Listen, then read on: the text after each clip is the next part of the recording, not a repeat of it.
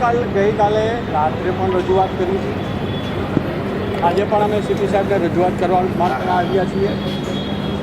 ક્યાંક ને ક્યાંક ભાજપના જે ફરિયાદ છે, ઉપજાવી કાઢેલી ફરિયાદ હોય એવું પણ આ ફરિયાદની એફઆઈઆરની નકલમાં લાગી રહ્યું છે.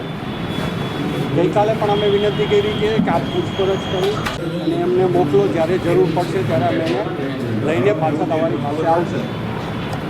પણ આ ગત ચૂંટણીઓથી લઈને અત્યાર સુધીની ચૂંટણીઓમાં આપણે જોયું છે કે છેલ્લા 4 દિવસ રહે એટલે કોંગ્રેસના માણસોને ઉપાડી જવા, છેલ્લી રાતે ઉપાડી જવા અને વોટિંગ ન કરાવે તેવા તાકાતવાળા આગેવાનોને ઉપાડી લેવા કે જેથી કરીને એ દિવસે વોટિંગ ન થાય.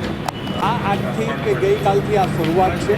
ભાજપ દ્વારા બધી ફરિયાદો કરી, ચૂંટણીના દિવસે ફોન ઉપર વાં ગાડીઓ જવાનું વાં ખોટું ચાલે છે, એ વર્ષોથી આપણે જોતા આવ્યા છે.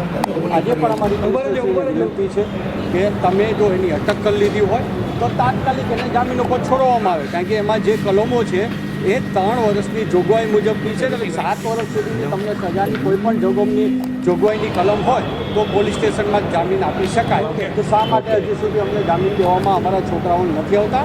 એના માટે અમારી રજૂઆત છે. જો જામીન દેવામાં નહીં આવે તો અમે કોર્ટમાં પણ લડીશું અને જરૂર પડીએ તો ઉપરની કોર્ટમાં પણ જાશું કે આ ખોટી રીતે અટક કરવામાં આવ્યા છે. પત્રિકાઓની વાત રહી તો ભાજપના સોશિયલ મીડિયાની અંદર પણ ઘણી પત્રિકાઓ પડે છે, ઘણા મેસેજો પડે છે, ઘણા જ્ઞાતિઓને સામી મૂકી દે એવા પણ ફરે છે. તો એની સામે પણ તાત્કાલિક પોલીસે પગલાં લેવા જોઈએ. એ અમારી આગળ આ રજૂઆત છે.